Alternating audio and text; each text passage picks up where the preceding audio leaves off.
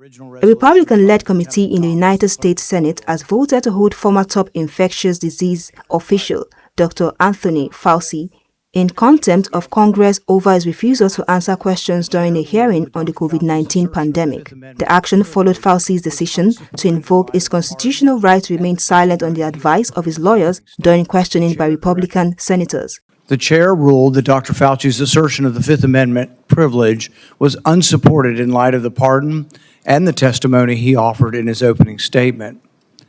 The chair directed Anthony Fauci to answer. He refused again. That is what we are voting on today. Not his opinions, not his policies, not anything he said from a podium 6 years ago. We are voting on whether a witness who has received the benefit of a sweeping federal pardon can be ordered by this committee to answer questions and then defy that order without consequence. Democratic lawmakers opposed the move, arguing that the process ignored constitutional protections and could undermine future congressional investigations.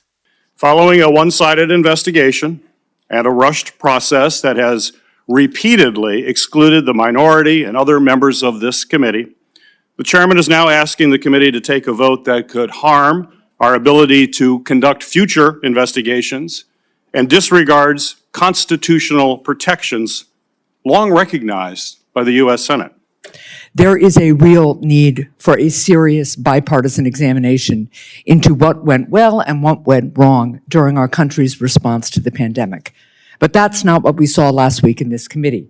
Instead, my colleagues in the majority held a hearing openly designed to target a single doctor and dedicated public servant who has testified before Congress many times before, and they wanted to blame him for everything that went wrong during the pandemic.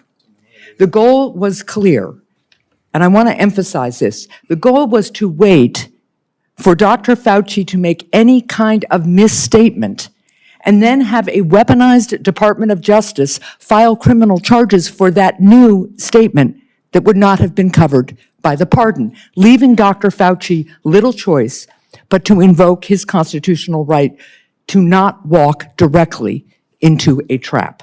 They maintained that the hearing unfairly targeted Anthony Fauci instead of conducting a balanced review of the United States response to the COVID-19 pandemic. The vote marks the latest escalation in political disputes over the handling and origins of the pandemic, with investigations continuing in the U.S. Congress.